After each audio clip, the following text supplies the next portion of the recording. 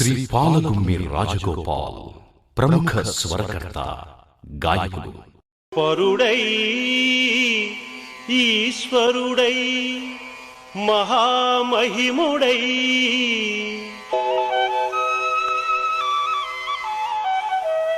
ప్రాదుర్భవస్థాన సంహరణ క్రీడనుడై త్రిశక్తియుతుడై అంతర్గత జ్యోతియై పరమేష్ఠి ప్రముఖామరాధిపులకు ప్రాపింపరాకుండు దుస్తర మార్గంబున తేజరిల్లు హరికిన్ తత్వార్థినై మృక్యదన్.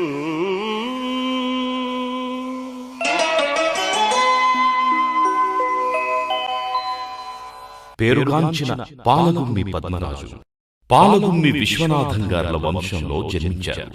అలనాటి సుప్రసిద్ధ సంగీత దర్శకుడు శ్రీ సాలూరి రాజేశ్వరరావు గారి శిష్యుడిగా, సినీ నేపథ్య గాయకుడిగా తెలుగు చిత్రసీమలో రాజగోపాల్ పేరు సుపరిచితం. రాజ్ కోటి, ఇళయరాజా, విద్యాసాగర్, శంకర్ గణేష్, జెవి రాఘవులు వంటి సుప్రసిద్ధ సంగీత దర్శకుల వద్ద మేటి గాయనీ గాయకులు సుశీల, చిత్ర, ఎస్పి బాలసుబ్రహ్మణ్యం, మనో, వాణీ జయరాం మొదలగు వారితో పాటు పాడి అందరి మెప్పు పొందారు.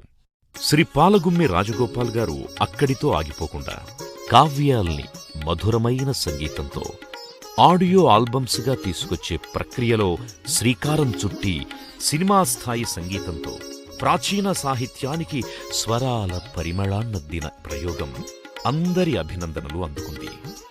సంగీతంలో వారు చేసిన విశిష్ట ప్రయోగాలు ప్రయోజనకరాలు, భక్తిస్ఫోరకాలు, ప్రజాహితకరాలు. రాజేశ్వరరావు గారి వద్ద సంగీతంలో మెలకువలు నేర్చుకున్నారు.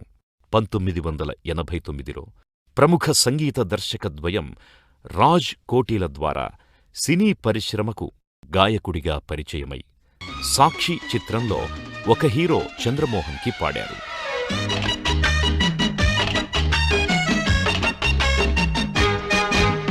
అందమైన పాటలాగా మల్లెపూల బాటలాగా సాగే జీవితం, అందరాని అందలాలు కన్నుగీటి చేసినాయి నీకే స్వాగతం. కష్టజీవులంతా చిరంజీవులే రరే, స్వయం శక్తి ఉంటే జయం నీదిరా. అందమైన పాటలాగా మల్లెపూల బాటలాగా సాగే జీవితం, అందరాని అందరాలు కన్నుగీటి చేసినాయి నీకే స్వాగతం. ఆ తరువాత విష్ణు, ఇన్స్పెక్టర్ ప్రకాష్, అమ్మాయి మొగుడు, అమలాపురం అల్లుడు మొదలగు చిత్రాలకు తన గళాన్నందించి ఎన్నో హిట్ సాంగ్స్ పాడారు. ఆ కావ్యాలు, గ్రంథాలు భాషలోనూ, భావంలోనూ, భక్తిలోనూ, మంచి సందేశంలోనూ ఉన్నతమైనదే కాకుండా సమాజ శ్రేయస్సు కోసం వ్రాయబడ్డాయి. శాస్త్ర సాంకేతిక పరిణామాల దృష్ట్యా అలాంటి మహోన్నతమైన తెలుగు సాహిత్యం నేడు గ్రంథాలయాలకు పరిమితమైంది. అలా గ్రంథాలయాలకే పరిమితమైన తెలుగు సాహిత్య పరిమళాన్ని మన యువతకు, భావితరాల వారికి అందించాలంటే ఆ విలువైన సాహిత్యానికి మధురమైన సంగీత మేళవింపుతోనే అది సాధ్యమవుతుంది. సిరికింజపడు శంఖచక్ర యుగముంచేదోయి సంధింపడు, ఏ పరివారంబును జీరడు అభ్రగపతింబన్నింపడు, ఆ కర్ణికాంతర ధమ్మిల్లము చక్కనొత్తడు,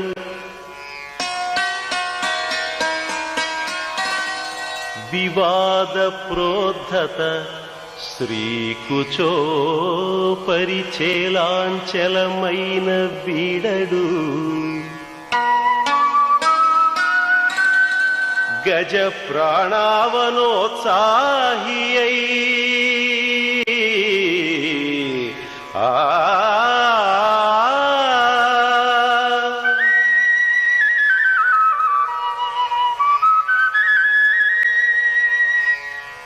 రాశి డివోషనల్ అండ్ కల్చరల్ ట్రస్ట్ అనే సంస్థను స్థాపించి 1991 నుండి నేటి వరకు ఎన్నో కావ్యాలను అందమైన బాణీలతో రసవత్తరంగా రూపొందించారు. వాటిలో పోతన భాగవతం నుండి భక్తిరస ఘట్టాలైన గజేంద్రమోక్షం, రుక్మిణీ కళ్యాణం, ప్రహ్లాద చరిత్ర, వామనావతారం ప్రధానమైనవి. రాజగోపాల్ గారి గురించి దిగ్దర్శకులు శ్రీ కె. విశ్వనాథ్ గారి మాటల్లో: నమస్కారం. పాలగుమ్మి రాజగోపాల్ గారు ఈరోజు చేస్తున్న ప్రయత్నం చాలా చాలా గొప్ప ప్రయత్నం అని నా ఉద్దేశం పర్సనల్గా. 17వ శతాబ్దంలో పంచరత్న కవి అనంత నారాయణచే సరళమైన సంస్కృతంలో రచింపబడిన గీతశంకరం పేరుతో ఉన్న శివాష్టపదులను ప్రముఖ సంగీతద్వయం రాజ్ కోటిలలో ఒకరైన రాజ్తో కలసి సాహిత్యానికి అనుగుణమైన శాస్త్రీయ రాగాలతో సంగీతాన్నందించారు. ప్రముఖ చలనచిత్ర నటులు తనికేళ్ల భరణి వ్యాఖ్యానంతో 2000 సంవత్సరంలో వెలువడిన ఆ మ్యూజికల్ ఆడియో ఆల్బమ్ ఒక అపురూపమైన నృత్యరూపకంగా భాసిల్లింది. రాజగోపాల్, వాణి జయరాం, సుహాసిని ఆనంద్ గాత్రాల్లో ప్రాణం పోసుకున్న ఆ శివాష్టపదులు రసజ్ఞులను అలరించాయి. అవిహిత దోహల మృదుల మనోహర సురభిల వకులతమాలే ద్విజకుల కల కల మిలిత సుకారవ పూరిత బహువిధ సాలే స్మరమవలోకయ సమయోయంతే స్మరమవలోకయ సమయోయంతే సహచర ధర్మ బహవో విపినే తేన వినా నలభంతే సహచర ధర్మా బహవో విపినే తేన వినా నలభంతే. ఇవన్నీ ఒకెత్తైతే 2016లో మరొక మెట్టు అధిరోహించి పంచకావ్యాలలో తలమానికమైన అల్లసాని పెద్దన విరచిత మనుచరిత్రము నుండి ఎంపిక చేసిన 70 పద్యాలకు రాజగోపాల్ చేసిన స్వరార్చన మరో విశిష్ట సాహితీ సేవ.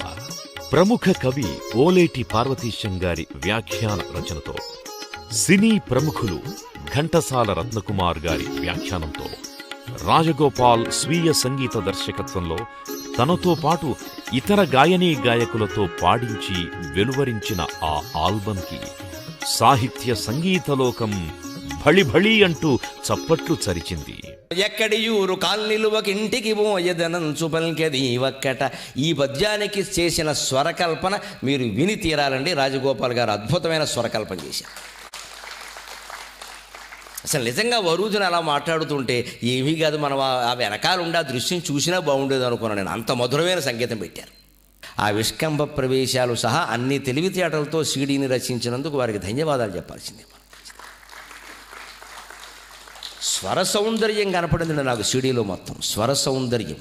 కావ్యాల్ని మధురమైన సంగీతంతో ఆడియో ఆల్బమ్స్గా తీసుకొచ్చే ప్రక్రియలో శ్రీకారం చుట్టి విజయం సాధించిన ఘనత రాజగోపాల్ గారిదే అని చెప్పడంలో అతిశయోక్తి లేదు. అన్ని ప్రముఖ టీవీ ఛానల్స్ రాజగోపాల్ గారి ఇంటర్వ్యూస్ ని ప్రసారం చేశాయి.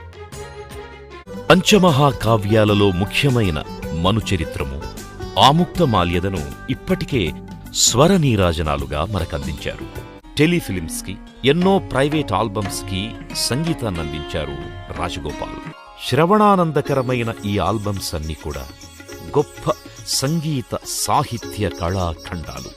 ప్రతి తెలుగువారు భద్రంగా పదిలపరుచుకునే భాండాగారాలు.